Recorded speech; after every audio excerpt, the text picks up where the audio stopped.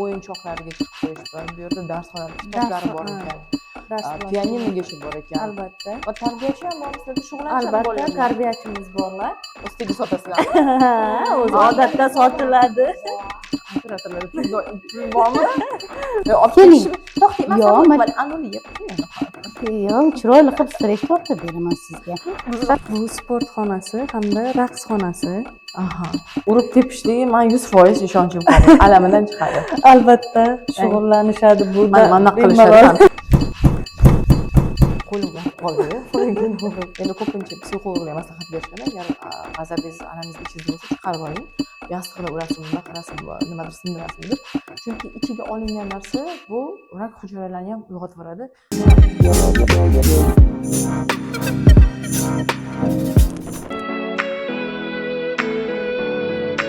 Assalomu alaykum azizlar. Salom efirda Aqida Xonum. Ayni damda men ayollar reabilitatsiya qilish va moslashtirish respublika markazidaman va bugun ushbu markazga biz ichidan yaxshilab tanishib o'rganib keldik.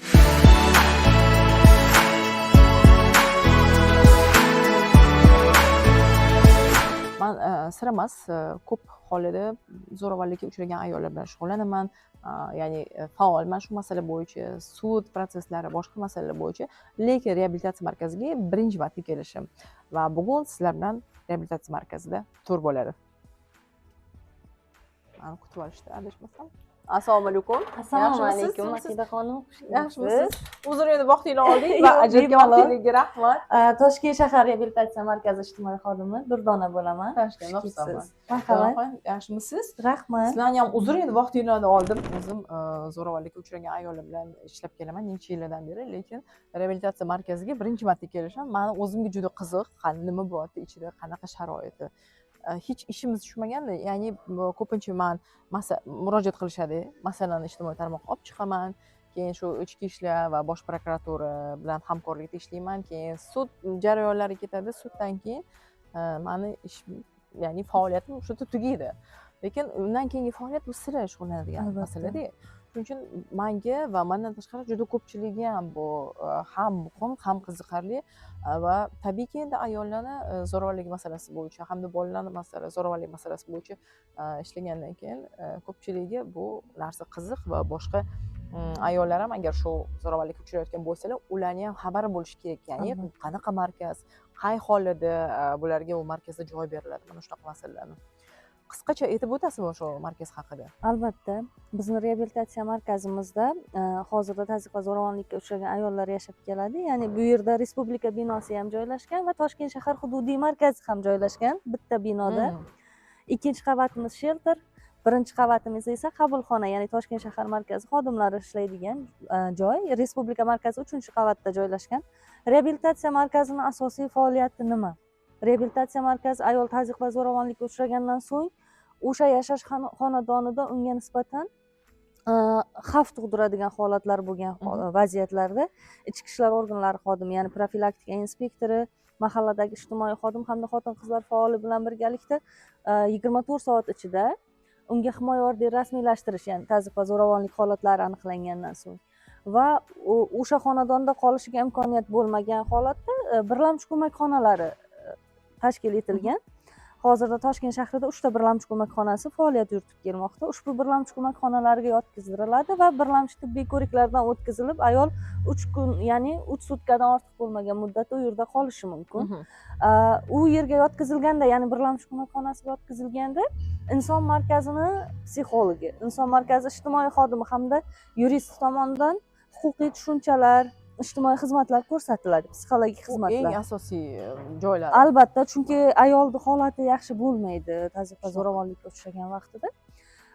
O'sha 3 kun muddatda ayolga nima kerakligi bo'yicha inson markazining ijtimoiy xodimi so'rovnomalar asosida aniqlaydi hamda ayol chuqurlashtirilgan reabilitatsiya markaziga kelishni xohlaydigan bo'lsa, ya'ni chuqurlashtirilgan reabilitatsiya dasturini olishni xohlasa, reabilitatsiya markaziga yo'naltirish tugmasi bosiladi. Biz umumiy inson markazi hamda VIO-IXMA tizimida reabilitatsiya markazlari umumiy bitta tizimda ishlaymiz, ya'ni integratsiya qilingan tizimimiz. Demak, inson markazini ijtimoiy xodimi reabilitatsiya markaziga yo'naltirildi va shu ondan boshlab bizga u ayolning ma'lumotlari ko'rinadi dasturda qabul qilish jarayoniga o'tamiz. Bilasizmi, ko'pincha menga ayollar murojaat qilishadi, shu zo'ravonlikdan jabr chekkan, albatta borishga joyi yo'q. Otadan sizni uyga borsa, u yerda har xil sharoit, chiroyli tushuntirib borishadi. San endi chiqqan qiz chig'iruvidan tashqarida bolalari bilan yana o'sha zo'ravonlikdan oldiga qaytadi yoki bo'lmasa so'nggi chorada bular o'z joniga qasd qilishni o'ylashadi-da. Shunaqa paytda mana qarang, man ko'p aytaman bu narsani. Bu ijtimoiy tarmoqga yozish bu boshqa masala. Lekin birinchi galda ichki ishlar 102 ga qo'ng'iroq qilish kerak. Albatta. 112 ga qo'ng'iroq qilish kerak. Bu 1146. yagona dispetcherlik. 1146 ga qo'ng'iroq qilish kerak. Hammasi bittada nima qiladi bu masalani? Mana undan keyin sizlarga yo'naltiriladi-da. Ya'ni o'zidan o'zi bu yoqqa kelib bo'lmaydi. Albatta birinchi galda siz murojaat qilishingiz kerak mana shu 3 ta raqamga. Undan keyingi proseslarni mana hozir siz aytib o'tdingiz. Jarayonlarni aytib o'tdim. Ayol keldi, demak, uni ham boyagi belgilari bor, ya'ni tazyiq va zo'ravonlik holati bilan nizo holatlarini biz farqini ajratib olishimiz kerak avvalambor. Ushbu savolnomalar yuqorida aytib o'tdim, inson markazini xodimlari tomonidan o'tkaziladi, profilaktika inspektorlari tomonidan himoya orderi rasmiylashtirish uchun ham asos kerak. Chunki tazyiq bilan nizoni farqiga bormasdan turib olingan himoya orderlari yoki nizoli holatlar bo'yicha reabilitatsiya markaziga joylashtirish degan noto'g'ri fikr shakllanmasligi kerak. Chunki bu yerda mana shunaqa narsaki, ya'ni nizo deyilgani aytaylik er-xotinni o'rtasida so'zma-so'z shu urish, so'kish masalasi va bu yerda reabilitatsiyaga o'taman. Reabilitatsiya kelinadi, ya'ni bu yoqqa yo'llanma beriladi. Hayot mamot darajasi, ya'ni jismoniy zo'ravonlik, ya'ni boshqa zo'ravonlik bu yerda farzandlar ham bor. Chunki ko'pincha bir narsani e'tibordan chetda qoldiriladi. Asosan oilaviy zo'ravonlik deyilganda faqat ayol jabrlanuvchi nima bo'ladi, ya'ni ular jabrlanadi. Lekin bu yerda farzandlar ham jabr ko'radi zo'ravonlikdan. Shuning uchun bu narsaga juda ham jiddiy qarash kerak va bu yerda tushunmovchilik ham bo'lishi kerak emas. Ya'ni aytaylik ertaga faqat so'zma-so'z shu er-xotinlar o'rtasida yoki kimnidir o'rtasida bir urishib nimadir bo'ladigan bo'lsa, bu yoqqa kelib yotib oladigan sharoit emas. Bu yerda chunki o'rinlar, mana ko'ryapsizlar, u katta nima mehmonxonaga o'xshagan joy emas. O'rinlar bor, определённо. Siz misol uchun agar bunaqa jarayon qilinmaganida, elidan o'tkazibdi, misol uchun haqiqiy shu yordamga muhtoj ayollar bu yoqqa kela olmasligi mumkin. Chunki joy band bo'ladi boshqalar tomonidan. Ya'ni og'zaki bir urushlardan jabr chekkan jabrdiydalar tomonidan. Bu noto'g'ri narsa. Shuning uchun birinchi galda bu yerga juda og'ir ahvoldagi ayollar keladi va bu tabiiy jarayon, ya'ni haqiqatda farqlab olib, ya'ni nizo bilan zo'ravonlikni, ana undan keyin zo'ravonlikdan jabr chekkan shu ayollarni farzandlarini bu yerga joylashtirish masalasi.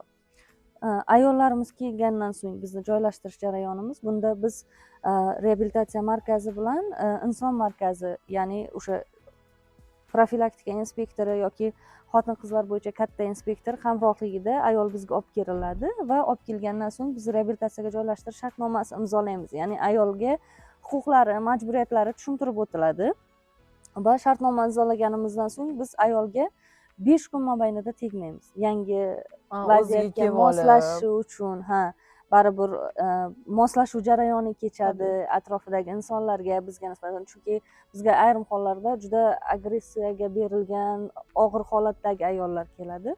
Shuning uchun 5 kun muddat bu o'sha dastlabki baholashni o'tkazib, ayolni kuzatuvda moslashuvchanligini baholab olishimiz uchun bizga beriladigan imkoniyat bo'ladi. Tushunarli. 5 kun o'tdi. Xo'p, ayol bilan suhbatlashamiz. Bunda ko'pincha ayollarimiz suhbatlashishni o'zlari xohlamasliklari mumkin. Bunda psixologimiz bizga yordam beradilar. Reabilitatsiya markazida kichik guruh, ya'ni ijtimoiy xodim, yuriskonsult hamda psixologdan iborat kichik guruh bor. Ushbu guruh men ijtimoiy xodim vazifasini bajaradigan bo'lsam, ayol bilan dastlabki baholashni o'tkazaman va ayolni qanday yordamlarga ehtiyoji borligini aniqlayman. Ayol bilan suhbat natijasida. Bunda ayolda bo'ladigan masalan salomatligida muammo bo'lishi mumkin. Ayolni surunkali, takrorlanib turuvchi allergik kasalliklari bo'lishi mumkin yo doimiy davolanishni talab qiladigan kasalliklari bo'lishi mumkin. Ayrim hollarda bolalari, masalan, hozirda kuz-qish mavsumi ko'proq shamollash mavsumi ketayotganligi sabab bizda tibbiy yordamga ehtiyojlari ko'proq kuzatilmoqda ayollarimizni. So'ng kasb-hunarga bo'lgan ehtiyojlar. Ayollarimiz 5 xil turdagi kasb-hunarlarni o'rganishi mumkin reabilitatsiya markazida. Bular sartaroshlik, ayollar sartaroshligi, tikuvchilik, pazandachilik, bolalar va kattalar massaji. hamda pazandachilik kasb hunarlarini o'rganishi mumkin. Ayollar kasb hunarini tanlashida ham bizga psixolog yordami kerak bo'ladi. Chunki ayol boyagi dastlabki suhbat mobaynida beqaror holatda, ya'ni emotsional holatga berilgan holatda o'zi xohlamagan yoki mani shunga qobiliyatim bor deb o'ylab qiziqishiga qarab aytadiganlari bor, ammo psixolog 2-3 marotaba u bilan trening o'tkazgandan so'ng aynan qaysi kasbga qobiliyati bor, uni rostdan ishtiyoqi bor yo'qligini aniqlaydilar va biz kasb hunarga o'qitamiz. Kasb hunarlar yakunida esa sertifikatlar topshiramiz. Kasb hunarlar xonasini hozir ko'rsatasizlarmi? Albatta. O'zi mini turib berasizlarmi? Albatta ko'rsatamiz. To'g'ridan to'g'ri hozir ko'rsatib beramiz. Tanishasiz, pazandachilik xonalarimizda hattoki shirin-shirin bo'lichkalar pishirilmoqda. Tatib ko'rishingiz ham mumkin. Kiramiz, ko'ramiz. Kasb hunar xonalari hamda ijtimoiy xizmatlar nimadan iborat deyishimiz mumkin. Voyaga yetmagan farzandlari bilan kelgan ayollarimiz maktabgacha ta'lim tashkilotiga bolalarini joylashtirish hamda umumiy o'rta ta'lim maktablariga, ya'ni ta'limdan bola uzilib qolmasligi kerak. Asosiy vazifamiz shu bizni. So'ng ayolni moliyaviy erkinlikka chiqarish. Bu eng muhimi. Ijtimoiylashuvini ta'minlash. Bu eng muhimi, chunki azizlar, moliyaviy erkinlik bo'lmaganidan mana shu zo'ravonlikka ayollar chidab yashaydi. Bolalarim deb chidab yashaydi va boshqa joyim yo'q. Ertaga men bolalarimni boqa olmayman, o'zimni ham boqa olmayman degan mana shunaqa o'y fikr bo'ladi. Durdonaxon, bo'lmasa turimizdan boshlaymiz. Albatta, marhamat. Rahmat katta.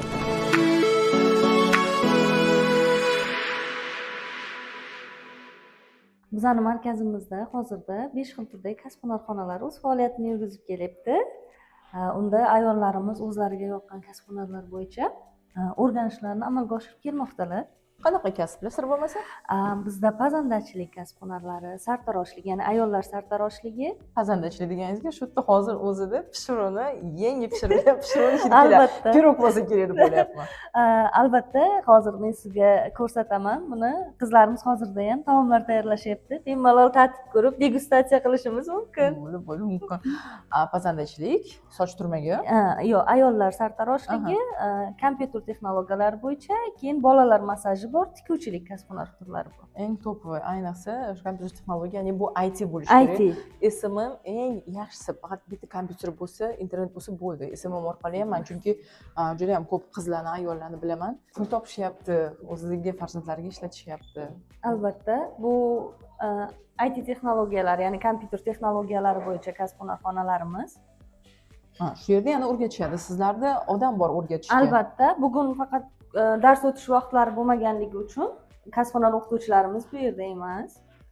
Qo'yil. Yangi kompyuterlar, hamma jihozlari bor. Albatta. Issiqqina xonalar, asosiysi shu issiqligi. Assalomu alaykum. Yaxshimisiz? Siz rahmat. Psixologimiz bu kishi Madinaxon. Tanishganimdan xursandman, Aqida xonim. Do'stlar. Mana, rahmat. Xushvaqt bo'ling. Marhamat. Yana tomonga o'tamiz. Bizada mini tur o'rtoqlar. Lekin men hozir pirogga chidagi chidolmayapman. Hozir ungacha suratga olish jarayonida ozgina to'xtab turib, men pirog yeb chiqmasam. Bolajonlarimiz uchun alohida xonamiz. Men shu narsaga e'tiboringlarni qaratmoqchiman, azizlar.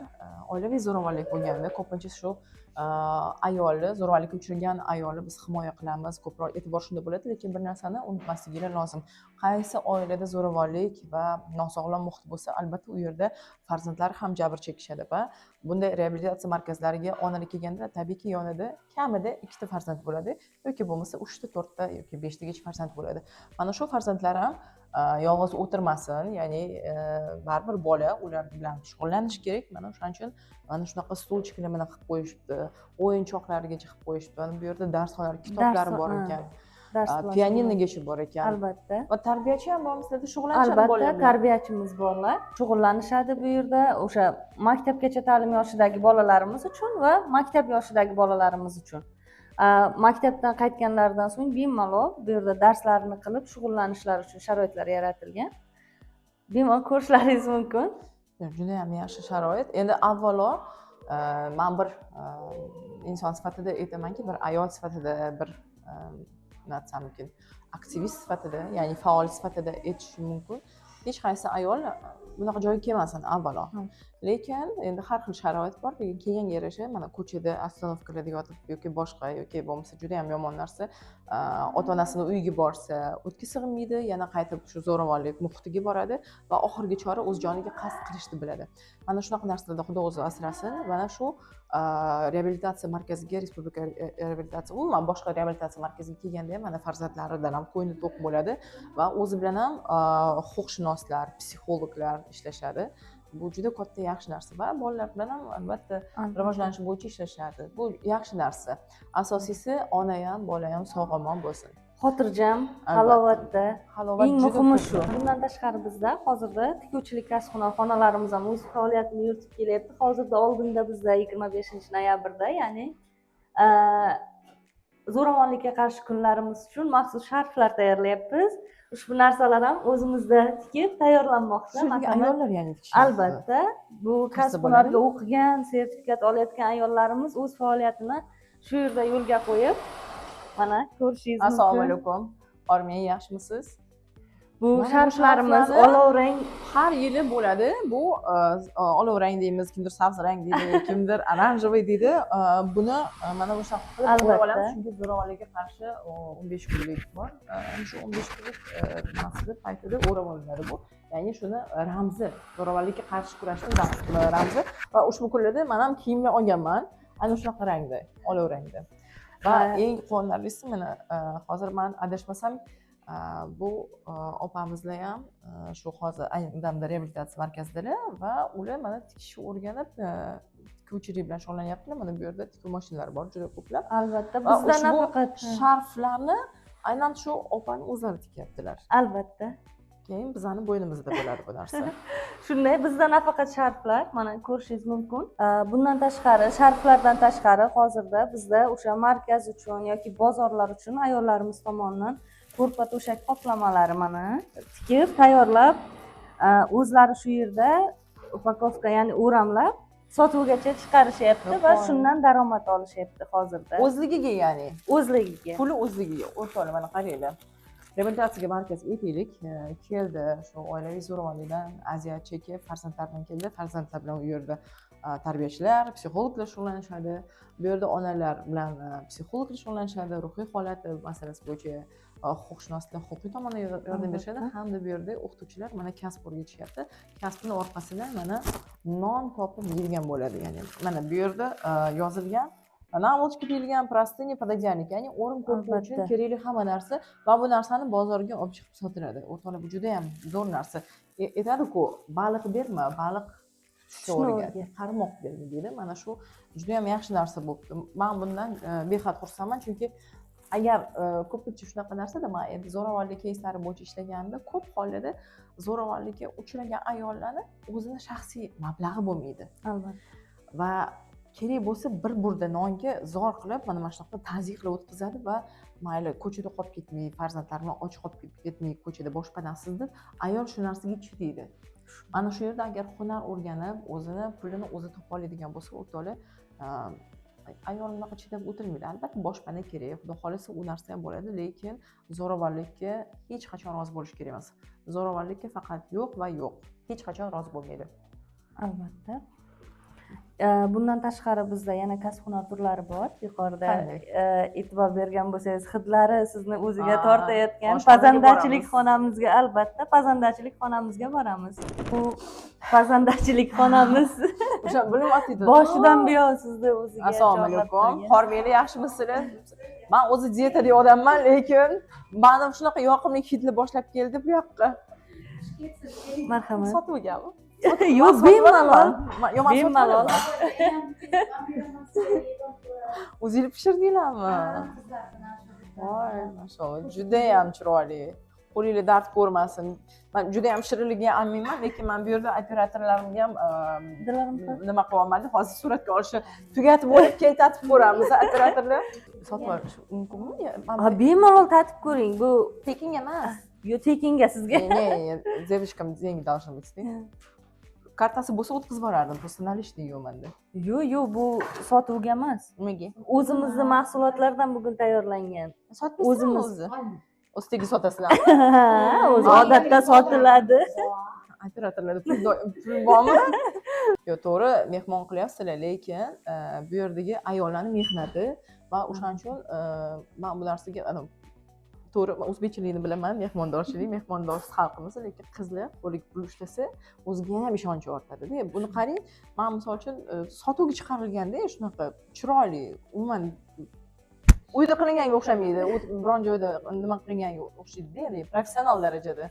Ayniqsa mana bu narsa bezelami ichida shu kadrda olib ko'rsatib yuborsa, bizning operatorimiz, men havasim kelib ketyapti. O'rtoqlar shu bezelarni ham shu yerdagi ayollar pishirishgan. Ularga o'rgatishgan pazandachilik mana pishirishgan. Qaysi kafeniyani shirinliklardan kam yeydilar? Mana qarang, qanaqa chiroyli. Agar qayerga chiqayotganini bilganimda edi, men o'zim shu Facebook, umuman ijtimoiy tarmoqlarda men uni reklama qilardim-da, hamma sotib olardi. Ishonchim komil, chunki hamma qo'llab-quvvatlaydi bunaqa ayollarni. Hunar o'rganib, o'zini ustida ishlab va ertangi kuniga ishonch uyg'onadi. Juda chiroyli. Yoqqandan xursandman. Bir tatib ko'rmoqchiman, lekin pul beringlar. Men kartangizga o'tkazib yuboraman. Nalishingiz bormi? Yo'q, Mana o'zim beraman. to'xtang, mana tushuntiring. Birinchidan mana o'quv tashkil qilingandan keyin ayollarimizga doim mahsulotlar hammasi yangi bo'lishi kerak. Svejiy, tabiiy bo'lishi kerak. Chunki bu qizlar mana bu yerda pishirilgandan keyin ayrim mahsulotni tepaga shotirga olib chiqiladi. Lekin bizda Nigoraxon ham catering bilan ham shug'ullanadi. Nigoraxon kim bo'l? Sizmi? Tanishganman, xursandman. Siz ya'ni pazandachilikni o'rgatasiz. Qarang, Yozda keskin osham sotdi. Surxondaryoda juda ham ommalashgan. Biz o'zimiz agentlikda xodimlar qattiqsiz?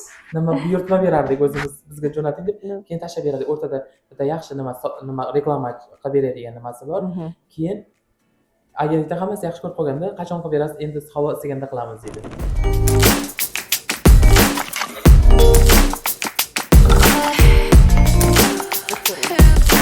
Mahsulot shunaqa shirin, shunaqa zo'r ketamiz hozir va bu haqida men o'zim ijtimoiy tarmoqda yozaman. Chunki haqiqatda mazasi zo'r va ichiga nima masalliq solinganini, ishonchliligini bilasizda. Toza, ya'ni qo'yingiz tortib bemalol yeysiz maza qilib. Men bu yerda yana bankalar ko'ryapman, marinovka qilingan. Bu ham sizning ijodingizmi? Qizlar bilan kechirasiz, shu banka qilish san'atiga qanaqa kirib kelgansiz? Yoshligimdan qiziqaman bu narsaga, konditerlikka, pishir kuydirga. Bunga faqat dadajonim yordam berishgan menga. Siz bu yerda mana hozir banka bular ham sotishgan, bular ham qizlar bilan birgalikda qilgansiz? Birgalikda ayollar bilan? Ha, birgalikda qilamiz. Uyda ham qilaman. Qayerdan sotib olsa bo'ladi? Men misol uchun mana Bu tuzlama, bu marinovat qilingan. Bu tuzlama. Mana bu patison, Sariq pomidor qiziq. ikraligacha bor ekan. Anjir varenisigacha bor. Mana anjir. O'rtoqlar, mehmondorchiligida nima kerak bo'lsa, qishki Oling behi varenidan, ikradan, aganyoklardan. qizlarga o'rgatasiz mana shu. O'rgataman. Kelib hammasini va buni ham sotganingizdan ularga ham berasizmi qo'liga? Albatta beramiz. Ya'ni shu yerdan qizlar ham hunar o'rganib, ham mana shu qarashib, shu narsalar ham sotuvdan tushgan pullarni ham nima qilishadi? Ya'ni ovqatlarga dastavka olsak, hatman yordamga tushgan qizlar endi nima qilib bekor vaqti bo'lsa yordamga tushadi mana oldimga. Juda ajoyib. Zo'r bir savobli ishni boshlabsizlar-da, men juda ham hayron qoldim to'g'risi. Va xayrlisi bo'lsin, ana shuncha qizlarni, ayollarni o'ziga ishonchi ortib, qo'lidan narsa kelishi va pul topa olishini bilgan, bu narsani his qilgan. Chunki qo'liga birinchi o'zini ishlagan pulini olsa baribir boshqacha bo'ladi-da va o'ziga ishonchi ortadi. Va bu narsada sizning rolingiz juda katta. Shuning uchun sizga men katta rahmat deyman shu ayollarning nomidan, umuman hamma ayollar nomidan, chunki turklarning bir so'zi bor-da, kadın kadını kur değil, kadın kadını yurti. Ya'ni ayol ayolga dushman emas, ayol ayolga vatan degandek. Mana shu opa singilchilik, mana shunaqa yaxshi munosabatlar va mana ham hunar o'rgatyapsiz, ham ularni yo'lini topishga nima qilyapsiz, motivatsiya berib, juda katta narsa. Xo'p, endi bizga ruxsat, qonimizni to'ydi, rahmat kattakon. Men o'zim yana olib ketaman, bo'lishkidan rozi bo'lsangiz. Kelib turing, ko'proq kelib turing. Rahmat. Ayollar xursand bo'ladi, tepadagi ayollar juda yaxshi, hammalari zo'ravonlikka uchragan ayollar hammasi xursand bo'ladi. Mehmonlar kelsa bizga xursandchilik. Xudo xolasa, hozir hech qaysi ayol dunyoda zo'ravonlikka uchramasin hamma ayol sevsin, Sevilsin. baxtli bo'lsin, Albatta, sog'lom bo'lsin albatta. va farzandlarini rohatini ko'rib, o'zi ham rohatda yashasin. Mhm. Sizga esa yana bir bor katta rahmat. Ishlaringizga kelibsiz. rivoj, sog' Xush bo'ling. kelibsiz. Rahmat Kelib kattakon. turing. Bulardan olib keting o'zizga. olib keling. ketishim, to'xtang, Yo, masalan, anuni yeb qo'ying. Yo'q, chiroyli qilib stresh tortib beraman sizga. Aqidaxonim yuqorida aytib o'tganimizdek bizda keyingi kasb hunar xonamiz sartaroshlik, ya'ni ayollar sartaroshligi bo'yicha ham kasb hunar xonalarimiz bor. Mana yaqindan tanishtirishim mumkin. Eng kerakli kasblarni tanlagan Albatta ekansizlar. hozirda ayollar uchun zamonaviy kasb hunarlarni barchasini imkon qadar o'rgatishga harakat qilyapmiz. Barcha sharoitlar yaratilgan ayollarimizga. 4-chi kasb hunar xonamiz. Juda zo'r. Haftada 2 marta ayollarimiz kasb hunarga o'qiydi. 2-2,5 oy oralig'ida kasblarini o'zlashtiradi va Dialog Enent tomonidan sertifikatlar bilan taqdirlanadi ayollarimiz. Va ertaga misol uchun bu yerdan chiqqandan keyin ular bemalol salonda o'z Albatta, ish faoliyatlarini boshlashlari albatta. mumkin. Bu juda ham yaxshi, chunki Masterlar, ya'ni o'z sohasini ustalari. dars bilasizmi, beradi. bitta sochni turmaklash Toshkent shahrida eng kamida 100 ming bo'lyapti. 100 ming bo'lyapti. Va har kun misol uchun aytaylik, kamida 2 yoki 3 ta mijozli sochini turmaklab qo'yishsa, ayollar sochini yoki bo'yab qo'yishsa, tasavvur qilasizmi, bir kunda 200 ming, 300 ming bo'ladi. Albatta. U juda katta yaxshi narsa va tabiiyki o'ziga ishonch ortadi. Farzandlarimni qanaqa boqaman degan bir o'yga qanaqadir chek qo'yiladi. O'zini oyog'i turgandan keyin zo'ravonlikka ham chidamaydi-da. Ayol kishiga juda ham muhim hunari bo'lishi kerak. To'g'ri, mayli misol uchun hatto yaxshi yashaydigan zo'ravonlik bo'lmagan yaxshi oilalarda ham har xil vaziyat bo'ladi-da. Turmush o'rtog'i bugun yaxshi pul topib tursa, ertaga endi buni hayot deb qo'yibdi. Ishi yopilishi mumkin, o'xshamasligi mumkin yoki o'ziga nimadir qilishi mumkin-da, sog'lig'iga yoki yana boshqa. Mana shunaqa paytda ayol kishi hunarli bo'lsa, albatta bunaqa qiyinchiliklardan chiqib ketiladi. Shu ish faoliyatim davomida kuzatgan narsam, eng ko'p kuzatadigan narsam ayolni o'ziga bo'lgan ishonchi pastligi. Nimadan? Daromadi yo'q. Faqat erkak kishini qo'liga qaraganligidan birorta hunarim yo'q. Hattoki maktabni oxirigacha tamomlamagan ayollarimiz bor. Qiyinchilik ularga og'irlik qilib Men chunki endi sir emas, ko'pchilik biladi, ijtimoiy tarmoqlarda zo'ravonlik keyslarini juda ko'p olib chiqaman va har bitta zo'ravonlik keysi biz endi sudgacha qatnashamiz, boshqa har bitta ma'lumotli bo'ladi, nimadan kelib chiqadi, endi turli xil taqdirlar, lekin shu tagini qarasangiz, ayolning o'ziga nisbatan ishonchi yo'q, chunki pul topolmaydi va minnatli osh, hatto noniga pul bermasdan ochingni o'ldiraman, mana shunaqa har xil gaplar, tazyiqlardan to'yib ketadi. Oxirgi chora o'zini o'ldirishni bilishadi-da. Bu juda katta xato. Albatta, bunaqa psixologik holatga tushib qolgandan keyin yonida odam bo'lishi kerak, kimdir bo'lishi kerak bilan qo'llab-quvvatlaydigan. Va agar sizlarga murojaat qilinadigan bo'lsa, bu xudo xohlasa bu masalani yechimini topsa bo'ladi. Ya'ni yechimsiz masala emas, hayotdan ko'z yumadigan darajada. Chunki bolalar qolib ketadi. Oxirgi umid o'z joniga qasd qilish emas. Albatta, bu imkon bor hali yashab qolishga, o'zini tiklab olishi uchun. Sizlarda mana ham psixolog shug'ullanadi, ham meditsina tarafidan ham qarab berasizlar. Albatta, sog'liqni tiklash, ham bu yerda bolalar bilan shug'ullanishadi. Ham bu yerda huquqiy masalalar bo'yicha qo'llab-quvvatlashadi. Ya'ni ham kamiga hunar o'rgatilyapti o'rtoqlar. Hunar o'rgangandan keyin tabiiyki o'zini pulini o'zi topa oladi va ertaga qanaqa qilib bolalarini boqar ekan, mana bu qo'rquv, mana bu stress tabiiyki o'zidan nima bo'ladi, yo'q bo'ladi va yangi ishonch bilan yangi hayot boshlashadi. Bu eng asosiy katta kerakli narsa umuman har bitta odamga xotirjamlik. Odamni o'zi xotirjamlikda yashasa, mana qo'lidan hunari bo'lib, narsa pul topa boshlasa, hayot butkul o'zgarib ketadi. Lekin juda ham yaxshi narsalarni nima qilsalar, chunki men o'zimcha hisob kitob qilyapmanki, ya'ni mana bu yerda soch bo'yoqlari, qanaqa bo'yoqlari bor, rang chiqarishlar bor. Rang chiqarish. Endi erkaklar uncha bilmasligi mumkin, lekin sochini bo'yab beradigan ayollar juda yaxshi bilamiz. Rang chiqarish qanaqa qiyin va yaxshi ustasini topish ham bundan ham qiyin va u qancha mablag' topishi u alohida mavzu. Bu yaxshi pul topsa bo'ladi bu yerda. Faqat punt bilan bir o'rgansa. Bu kasb hunarlar eng anaqasi bepul. Barchasi bepul. Bizda barcha xizmatlar, yuridik, ijtimoiy, psixologik, hatto kasb hunar barchasi bepul. Faqat nima qilish kerak? O'qib, o'rganib, o'zini ustida ishlab hayotga qaytadan qaytish kerak.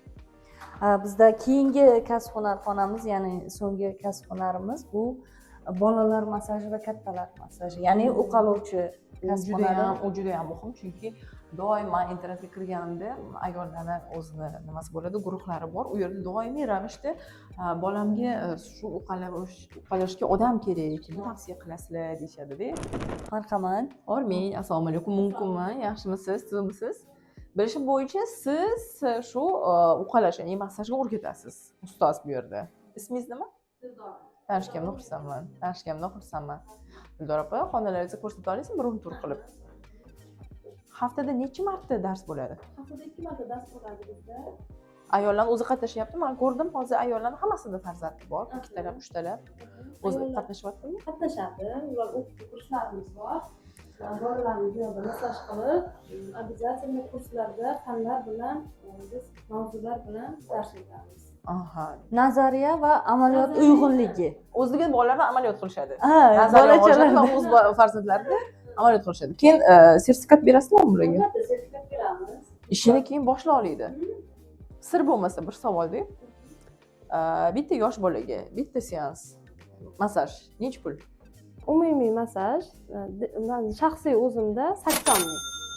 Ya'ni Bir kunga 80 ming umumiy massaj.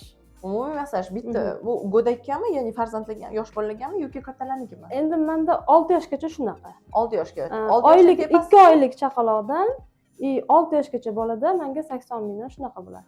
Kattalarniki? Kattalarniki 100 mingdan bo'ladi. 6 yoshdan katta bolalarda mana shunaqa. O'rtoqlar, demak qaranglar, kamida bir kunda 3 ta o'sha 6 yoshgacha bo'lgan chaqaloqdan 6 yoshgacha bo'lgan bolalarni uqalasa, ya'ni massaj qilinadigan bo'lsa, buni tabiiyki doktorlar vrachlar yozib beradi. Va bu yerda hunar o'rgangan ayollar ham sertifikat olgan bo'ladi, ya'ni professional darajada qila olishadi. Tasavvur qilinglar, 80 dan hisoblaylik, 80 ni 3 ga ko'paytirsak necha pul bo'ladi? Bu juda yaxshi natija. Va undan keyin yana ham ko'payib ketaveradi. Voy ko'p, rosa ish juda ham yaxshi. Mutaxassisi bo'lsangiz, o'zi klientlar orqangizda izlab ketadi. Shunaqa, men chunki mana hozir bularga ham yetib kelayotgandim.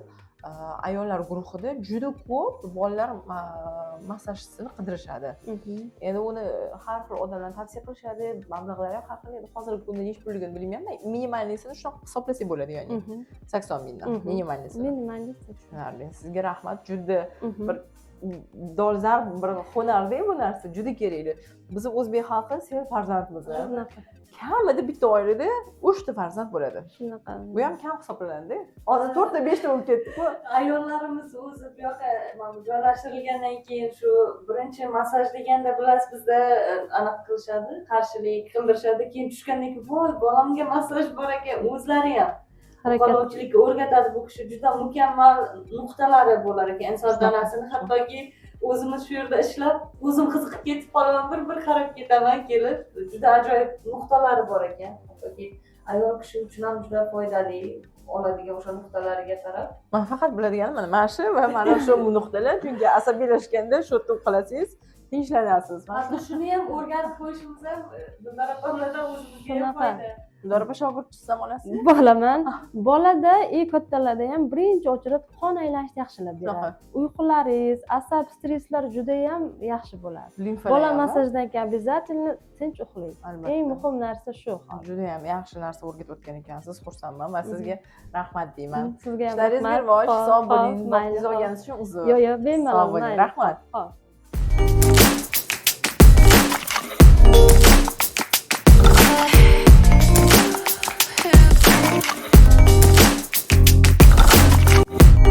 Assalomu alaykum. Assalomu alaykum. Yaxshi Yaxshimisiz? Yaxshimisiz? bo'ling. Men ayollar reabilitatsiya markazining Toshkent shahar markazining tarbiyachisi bo'laman. Bizda tazyiq va zo'ravonlikka uchragan ayollar bilan birgalikda ularni voyaga yetmagan farzandlari ham keladi. Ularni voyaga yetmagan farzandlari agar maktabga boradigan bo'lsa, yaqin hududimizda joylashgan 188-maktab bor. Aha. O'sha yerga joylashtiramiz. Vaqtinchalikka. Vaqtinchalikka. Tak. Bunaqa maktabgacha ta'lim tarbiyasidagilarni shu yerda bizda mana dialogda mana kurslar ochilgan. Agar kursda ularni o'qish jarayonlari bo'lganda, mana bu yoq tarafimizda o'sha yosh bolalar bilan shug'ullanib turamiz. Ya'ni почемучка. Og'zaki tilda, xalqona til bilan gapiradigan bo'lsak, почемучка desa bizda tushunadi yosh bola. Почемучка дошкольный возрастlar. Ya'ni maktabgacha qadar bo'lgan. Bunaqa bichim uchqasi bor, ular bilan ham mana shug'ullanib turamiz. Ranglarni, qo'l motorikalarini, masalan mana hozir bularga mana rasm chizishga berib qo'ydim. Hozir qaysi rangni tanlaysan desa, ko'proq bular to'q ranglarni tanlashyapti. Psixologik Ha, holati. men ularga kelinglar, biza sariq rang bilan, qizil rang bilan, quyosh rangi mana sariq deb mana hayotiga bir nur olib kirishga harakat qilamiz. Haqiqatda mana hozir chizayotgan ranglarni, suratlarni shu Mana to'q ranglardan foydalanishni bu psixologik holat, ya'ni to'q rang negativ narsa bilan nima qilinadi. Endi qarang, bu yerda hozir mana kitoblar bor ekan, bu yerda shug'ullanishyapti. Ya'ni nimalarga e'tibor berasiz bilan shug'ullanayotgan vaqtlarida? bilan shug'ullanayotgan vaqtlarda bularni kayfiyatiga qarayman. Masalan, maktabdan kelgan farzandlar bor, darsini qila olmasligi mumkin.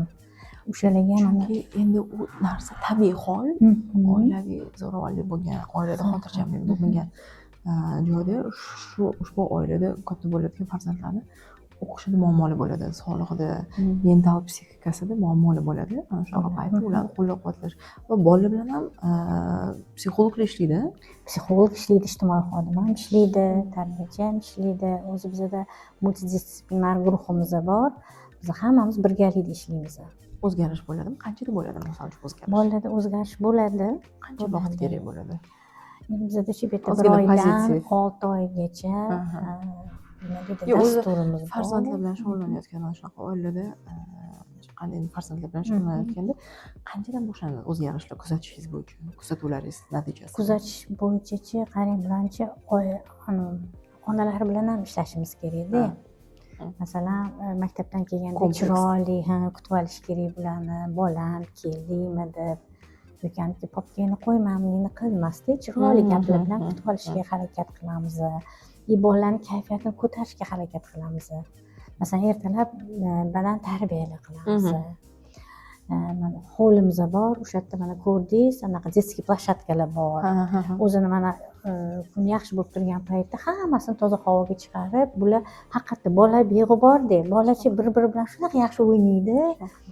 Uni onalari ham chetdan qarab turadi, haqiqatda o'zi bu yerda ancha bolalarimga ham o'zgarish bor, bo'lmasa kaprizm bo'ladi. Bular kelganda xotirjamlik kerak o'zi avvalo hamma.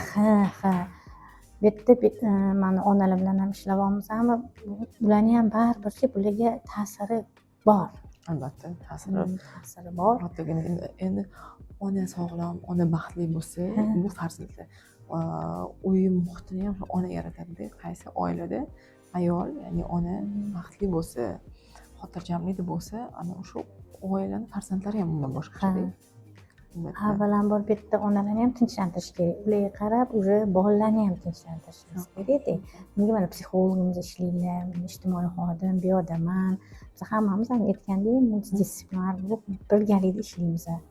Bularni tug'ilgan kunlarini belgilab olamiz. Tug'ilgan kunlarni o'tkazib berasizlar. Tug'ilgan kunlarini tortlar olib kelamiz. Bu yerda pufliyon qilib, chiroyli shaharlar qilib, hamma yoqni anaqalar qo'yib, nima deydi, muzikalar qo'yib nishonlab beramiz. O'sha bolada boshqacha kayfiyat bo'ladi-da. Albatta. Masalan, o'sha bo'ladi bizga nisbatan mehr ham uyg'onadi. Hatto eshikdan kirib kelayotganimizda yugurib borishadi, xuddi o'zini bitta qadrdonini ko'rgandek, shunda quchoqlab oladi-da bular. Asallarim. Sizga rahmat, ishingizga rivoj, sog' salomat bo'ling, eng yaxshi niyat tilayman. Chunki bolalar hayotimizning gullari. Ularni esa yaxshilab qarab, sug'orib, parvarishlash kerak. To'g'ri. Albatta, xohlasa shunaqa yaxshi insonlar bo'lib chiqishadi, bir katta bir marralarga erishib, asosiysi baxtli bo'lishadi, xudo xohlasa. Onalariga ham aytaman, xudo xohlasa deyman, mana shu o'g'lingizdan, qizingizdan hali shunaqa kunlar ko'rasiz, chiroyli kunlar ko'rasiz. Hali bu mana bu hozirgi bo'layotgan sharoitlar umuman esingizdan chiqib ketadi deyman. Bunaqa tushkunlik vaziyatlaringlar umuman sizlarda hayolinglarda ham bo'lmaydi. Chunki bular xudo xohlasa shunaqa chiroyli farzand bo'lib yetishadi degan umiddaman. Xudo xohlasa. Bolalar juda yaxshi. Rahmat sizga vaqtingiz uchun. Sog' bo'ling. Hali xitko'lik o'sir. Hali sog' bo'ling. Bizda Aqida xonim eng asosiysi psixologimiz, ya'ni ayollarning holatini barqarorlashtirish. Albatta, chunki juda yomon ahvolga keladi. Albatta. Ayollar psixolog ishlashi bizga kerakda. Bu yerda psixologimiz, ya'ni ikkinchi qavat shelterimizda psixologimiz ayollar bilan mashg'ulotlar o'tkazadi, suhbatlar o'tkazadigan xonalari joylashgan. Albatta, har kuni bu yerda mashg'ulot o'tkazishadi. Bu psixologimizni xonalari. Kirsa bo'ladi. Albatta, hozir bir daqiqa. Madina mana ayollarimiz bilan ishlayapti. Assalomu alaykum. Yaxshimisiz? Sumsiz? Assalomu alaykum. Assalomu alaykum, xush kelibsizlar. Bezovta qildik. Yo'q, bemalol. Psixologsiz shu yerda. Man shu yerda psixologman, ismim Sultonova Madina Xo'jamurodovna. Tanishganman.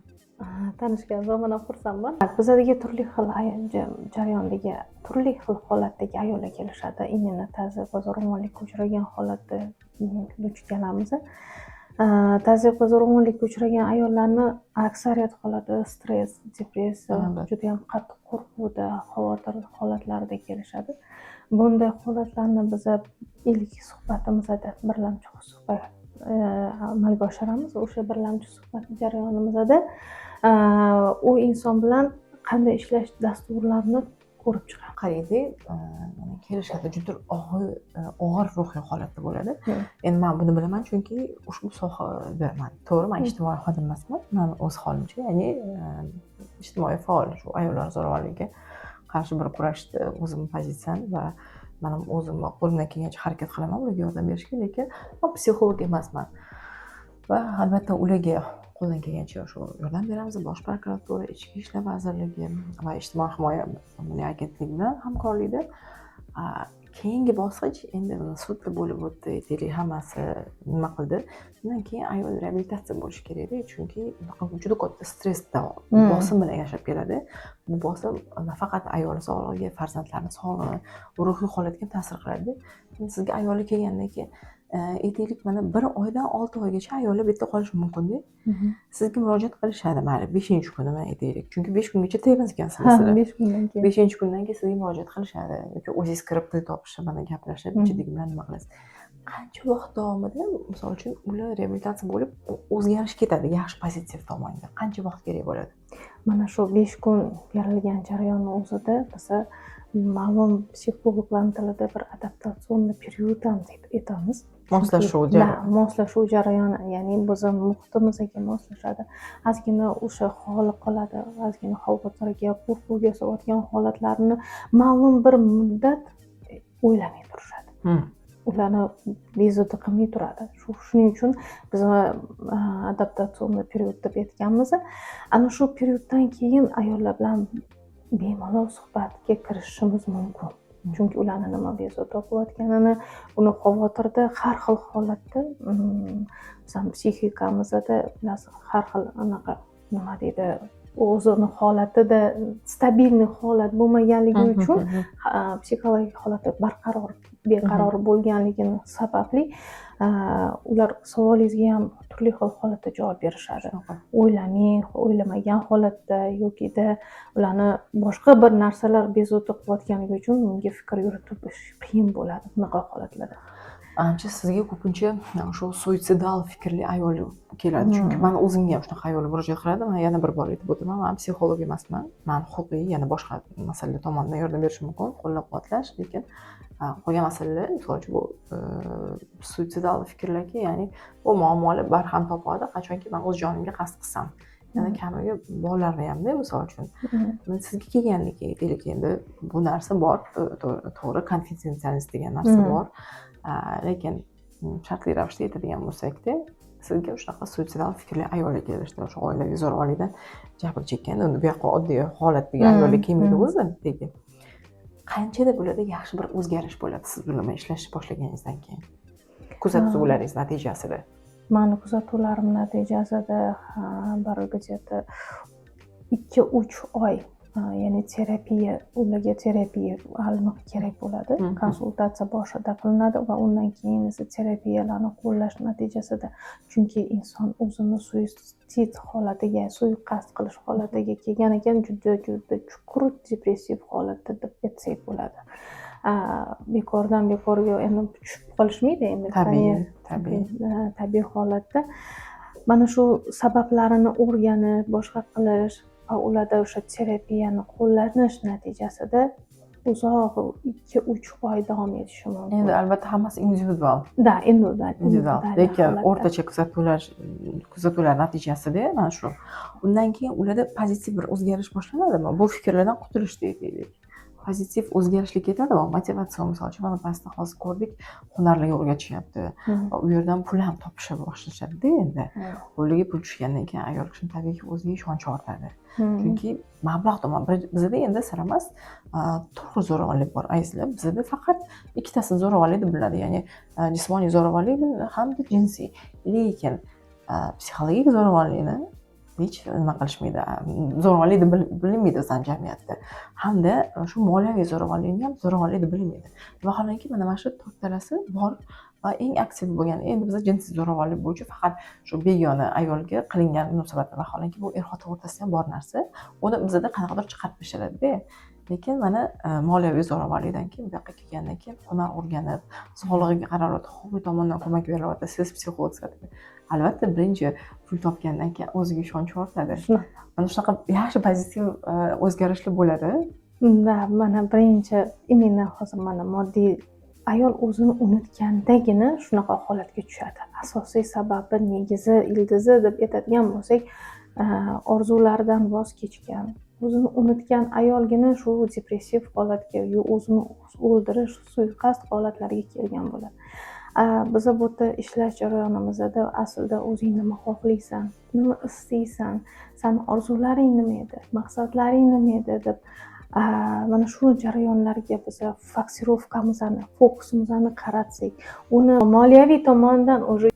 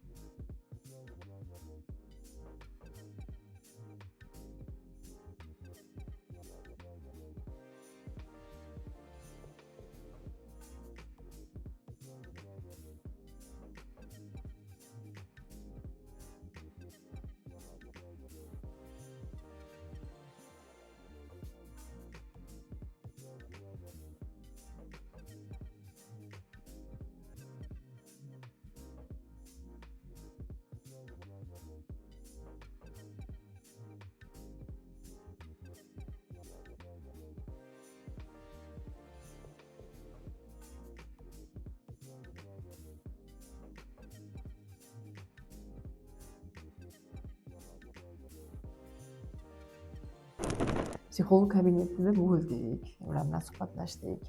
Endi ayollar o'zi qanaqa sharoitda yashayapti, shuni sharoitini ko'rish iloji bormi? Albatta, shu ikkinchi qavatimizga chiqqan vaqtimizda men sizga ayollarimiz uchun yaratilgan, ya'ni o'zlari yashaydigan ikkinchi qavatda yaratilgan sharoitlarni to'liq ko'rsatib o'taman. Aslida mumkin emas, mayli sizga istisno tariqasida. Chunki bunaqa narsada hozir misol uchun sir emas, bizada ayollar ham tomosha qilishadi va ular ko'pincha shelter desa, reabilitatsiya markazi desa hech qanaqa bir tushunchaga ega emas. To'g'risini aytsam, men o'zim ham bunaqa tushunchaga ega emasman. Vaholanki, men zo'ravonlik bo'yicha faoliyatim o'zi. Mana birinchi marta kelishim. man shuning uchun ya'ni bilishsin reabilitatsiya markazi desa bir qo'rquv qanaqadir bir narsalarni yo'qotish uchun bilishsin qanaqa sharoitlar o'shaning uchun iltimos qilib qo'ygan bo'lardim agar to'g'ri kelsa bir ko'rsatish iloji bo'lsa. Albatta bizda shu 2-qavatda binoda ayollarimiz sport bilan shug'ullanishlari uchun xonalar Sport xonalari yaratilgan. bor. Albatta bu jismoniy mashq va raqs xonalarimiz. Bu sport xonasi hamda raqs xonasi. Aha. O, trenajyorkalar bor ekan. Men bu narsani menimcha psixolog aytgan. Chunki men Albatta. 100% ishonchim komil bu yoqqa kelgan ayollar ichida shu g'azab va alami bo'ladi. Shu zo'ravonga nisbatan lekin hech narsa qilolmaydi. Mana mashinaga kelib urib tepishligi men 100% ishonchim komil. Alamidan chiqadi. Albatta shug'ullanishadi bu. Mana qilishadi. Kimdir endi mush bilan, kimdir shapaloq bilan. Misol uchun shapaloqga unaqa bo'lmasa kerak, bilmadim. Misol uchun mashaq qilibdi. Lekin bu juda ham yaxshi nima. Endi ko'pincha psixologlar maslahat berishadi, agar g'azabingiz, alamingiz ichingizda bo'lsa chiqarib yuboring.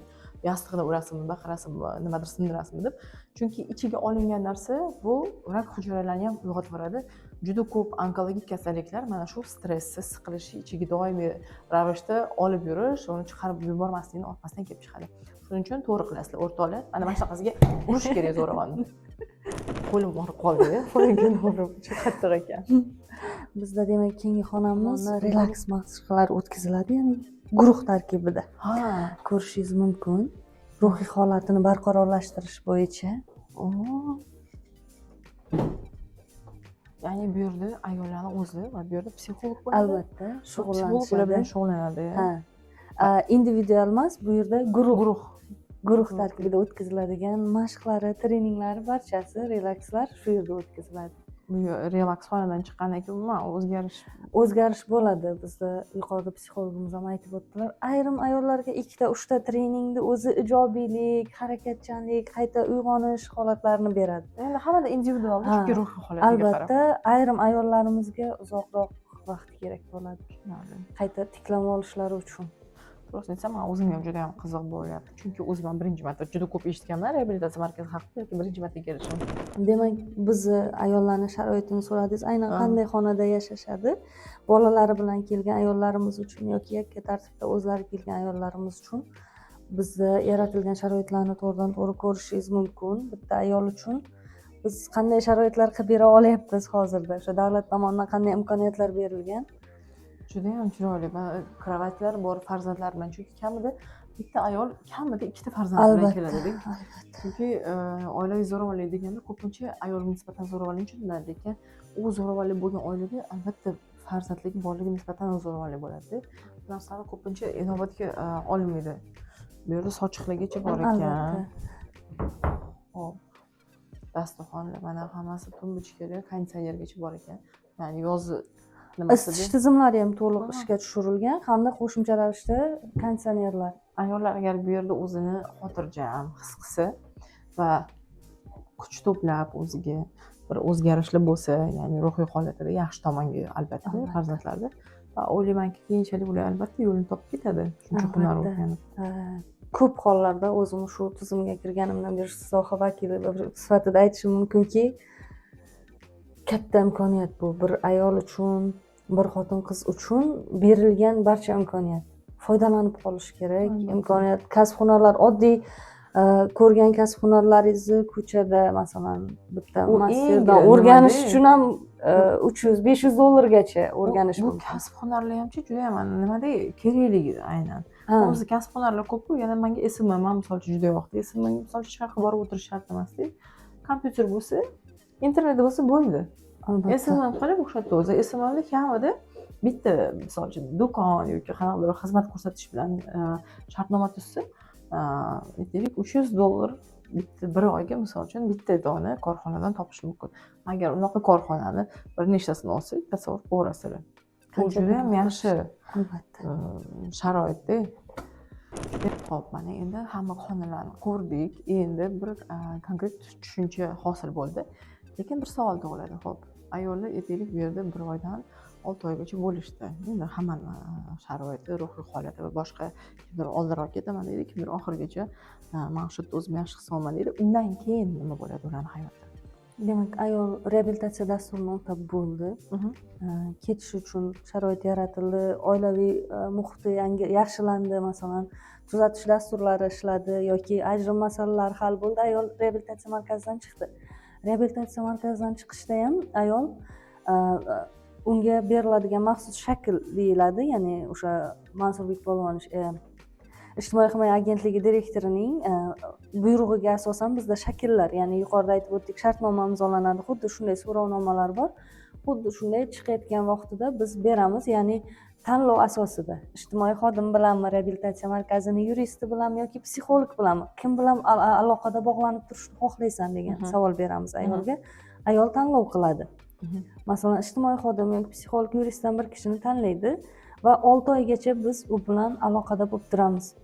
Ayol aytishi mumkin, xonadonimga borgan holatda meni monitoring qiling, holatimni o'rganing. Yoki aytishi mumkin, menga faqat telefon orqali, hayotim xavfsiz holatda men bilan telefon orqali bog'lanishingiz mumkin. Ushbu holatlarda biz ayol bilan qo'ng'iroq qilish orqali yoki xonadoniga borgan holatda 6 oygacha monitoring jarayonlarini olib boramiz. Agar ayolga o'sha chiqqan vaqtidan boshlab yana qayta tazyiq va zo'ravonlik holati takrorlansa, biz ayolga o'sha dasturimizda qayta tazyiq aniqlandi degan tugma bosiladi va inson markazini xodimlariga ham ushbu signal boradi va jarayon qaytadan boshlanadi. Qaytadan himoya orderi rasmiylashtirish, agar juda hayot xavf ostida bo'ladigan xonadonni olib chiqish holatlari bo'yicha ishlar amalga oshiriladi. Tushunarli. Demak, ancha ish qilar ekan. Albatta, biz ayoldan bu yerda chiqqandan keyin ham yana yarim yil mobaynida hayotini kuzatib boramiz. Avvalo, endi hech qaysi ayol bu yoqqa kelmasin. Hamma ayol baxtli bo'lsin, xotirjamlikda, shu oilasida, bolalari bilan baxtli yashasin. Biz sizlarga ham bir ish qolmasida zini kelib o'tiringlar. To'g'risi. Endi bu yoqqa qaytib kelaylik degan sharoit emasda, kelib turaylik deydigan narsa. Bandligini ta'minlaymiz, juda xursand bo'lishadi, o'zlari rasmiy daromadga ega bo'lishadi. Mana shu juda ham muhim narsa-da. Ertaga misol uchun boyagi masalada, ya'ni baliq berma, baliq tutishni o'rgat. Albatta. Chunki men qancha keyslarda ishlagan bo'lsam, hamma keyslarda shu mablag' tomonidan, ya'ni qaram, moddiy qaramlikning orqasidan mana shu narsalarga ko'z yumib sabr qilib yashash va oxir oqibat bu juda ham bir ayanchli holatga olib keladi va eng yomon fikrlar shu o'z jonimga qasd qilsam shunda hammasidan qutulaman degan narsa. Bunaqa paytda hatto bolalar ham ko'zini oldida ko'rinmaydi. Endi bu ruhiy holatdan olib chiqib ketishga sizlar mana yordam berayotgansizlar, bu juda katta ish. Ya'ni bu yerda qancha taqdirlar. Bitta onani orqasidan kamida 2 ta yoki 3 ta bolasi keladi va bu yerda 4 insonning taqdiri. Albatta. Sizga rahmat kattakon. Ishlaringizga rivoj, vaqtingizni oldim. Juda ham xursand bo'ldim. O'rtoqlar, demak, mani bugungi reabilitatsiya markazidagi turim o'z nihoyasiga yetdi. Men kabi sizlar ham o'zingiz uchun kerakli ma'lumotlarni oldinglar degan umiddaman. Va hech kim ishi bu yoqqa tushmasin, yo'li bu yoqqa tushmasin, faqat yaxshi tomonlarda ko'rishinglar bitta. Hunar o'rganish bo'lsin, mablag' topish bo'lsin, biznes bo'lsin. Albatta. Sog' bo'linglar. Sizlar bilan Aqida xonim. Yo, yo, yo,